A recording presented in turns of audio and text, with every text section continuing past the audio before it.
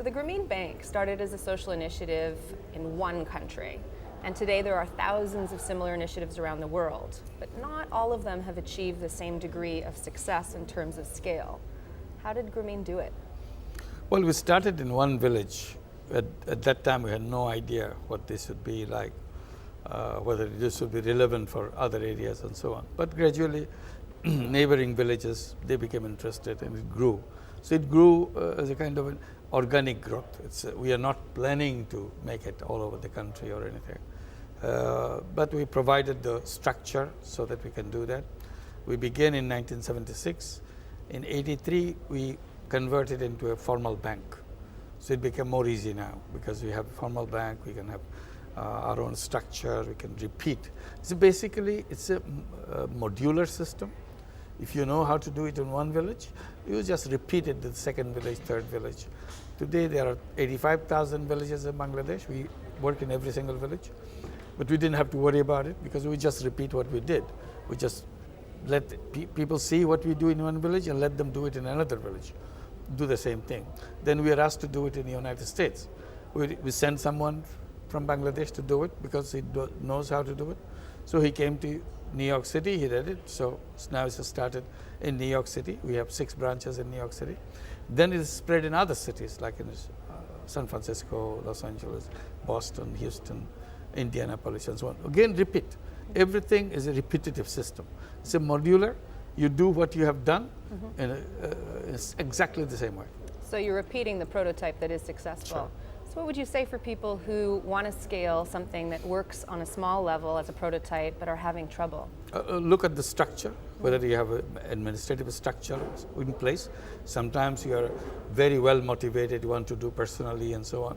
Your personal management go only that far. If you want to expand it, it needs its own structure, how you self-govern it, each unit. And your monitoring system, MIS system has to be very strong because that goes out because decision making has to be totally decentralized. So you cannot control things from the top. On that note, in terms of social impact measurement, what is your philosophy? You do that as you go along, but after all, you have an objective why you do that.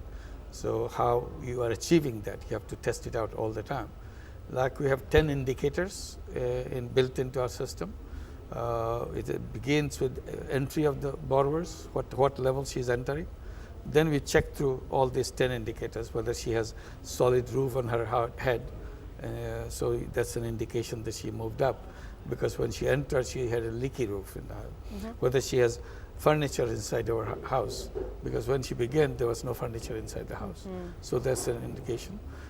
Safe drinking water, whether she has own tube well. So if you have access to pure drinking water, that will be a success. You go down the line, 10 of those things.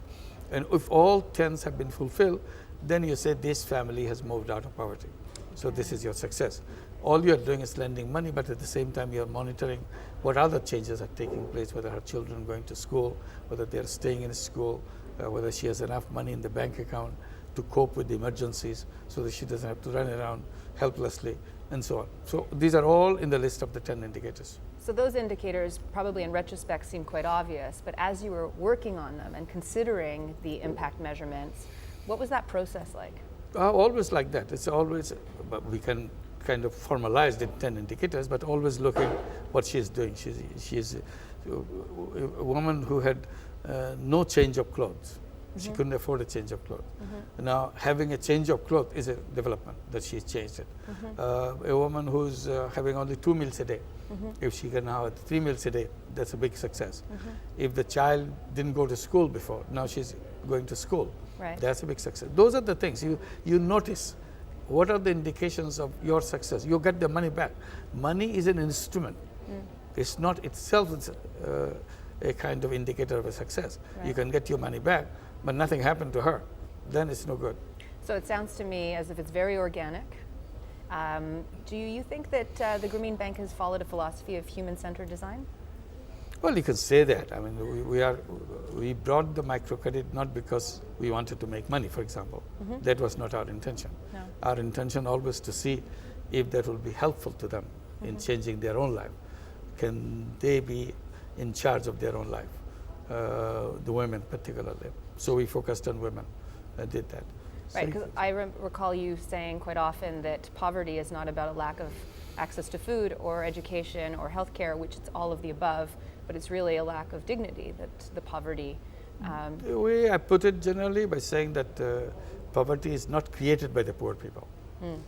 It's not something missing in her which made her poor. Right. Poverty is a failure of the system, a failure to provide her all the necessities that she needs, the financial system, the policy support, and those kinds of things. She is as good, as creative as anybody else. Sure. Simply, society never gave her a chance. Do you have a philosophy of leadership? I don't know. Maybe as I practice it, probably that will say something. Leadership is about seeing further than everybody else. That you have a vision, and that inspires others to follow that vision. That's leadership. And you can organize things in a way that the people feel comfortable working with you. That's leadership. Leadership is about being innovative, being always trying to find creative ideas to make the same thing happen in a better way. So all this combined, I think, is the leadership, that you do something extra than others, which makes other people admire you and other people to believe in you and associate themselves to work with you. So you're talking about vision, and I mentioned earlier that our MOOC is designed for people to collaborate around the world on social initiatives for social impact.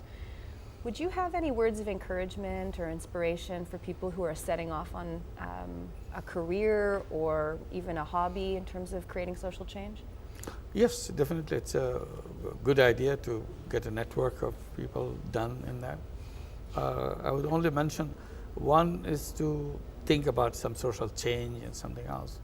Sometimes those terms become very wide, very undefined. Anything you do looks like you're doing for social change. You can always defend yourself, I'm doing it for social change.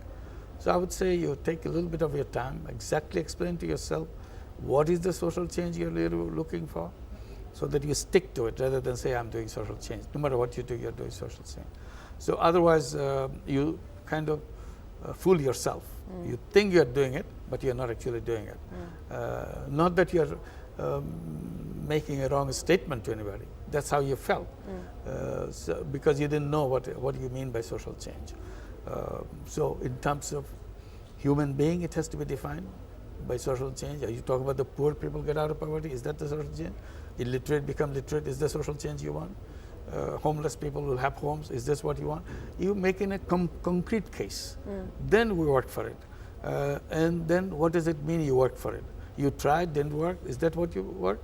It's okay, because not everybody has to be successful. Right. Failures come, but don't give up. You will come up with something that which will work, and finally you will change the world because it worked. Problems around the world is exactly the same no matter where you are working, whether you work in Bangladesh or Canada or United States or Europe, doesn't matter. The same problem. It's a problem of unemployment, problem of old age, healthcare, housing, homelessness, same problem. So if you could find a solution for a few people in one country, same solution can be applied and multiplied in any other country. So what I'm saying that's a good thing that you want to make a social change, but translate it to concrete concept. What is the social change you want precisely, so that you work on that. You have a line drawn. This is what I do. Otherwise, these words are so wide. You may not do anything, but still feel that you're doing something. I recall you saying at the Skoll World Forum last year that we have sufficient science fiction, but insufficient social fiction. Could you comment or say a few words about that? Well, I was explaining that everything happens with imagination. You have to imagine things. If you don't have the imagination, you wouldn't know where to go. You're stuck with the reality, and reality can change in a very marginal way. So you get frustrated with that. I said, best way to have this wild imagination. That's the best form. I said, look at science fiction. They created those wild ideas that we can go to the moon when nobody ever thought we'll go to the moon. They were making science fictions and so on. more to go to Mars or do this or disappear or transport yourself in seconds from one end of the world to another end of the world, those kind of things. Science created those things. The fiction created those things, science followed them. So we did everything almost like as if that was our blueprint. We are only now constructing those into reality. So fiction led the way. Science followed fiction. I said that we have science fiction, but we don't have social fiction. We don't have a fiction like Star Trek or War of the Worlds, something we watch in the movie and get excited about it. We don't have similar series of social fiction.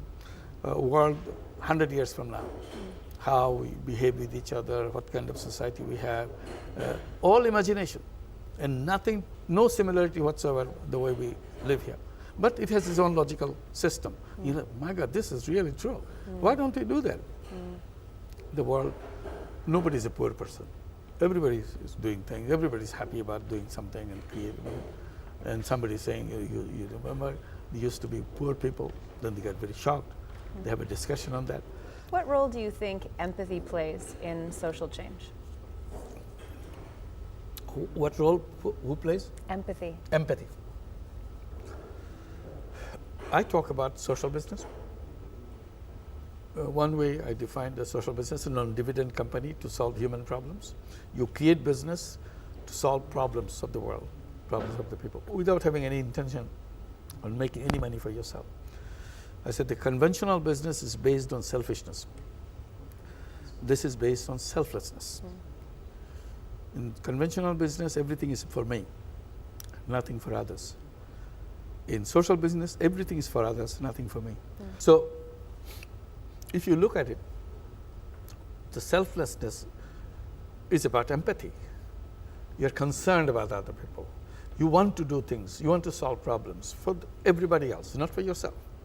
But as a part of yourself, as a part of everybody else, you are in it. You're not isolated. So it comes with, we are all interconnected in this whole world. Nobody is an isolated island. The way we designed it in a conventional business world, we behave like we are isolated islands. So we need to rediscover that everything is connected with each other. Every human being is connected with every other human being. Every human being is connected with every life form in this planet and the planet itself. That's what is empathy, that I feel associated, I feel connected. Well, thank you very much. I just want to end on one note, which is I've been teaching an introduction to social entrepreneurship course, and on the reading list every term is your Nobel Prize acceptance speech. Okay.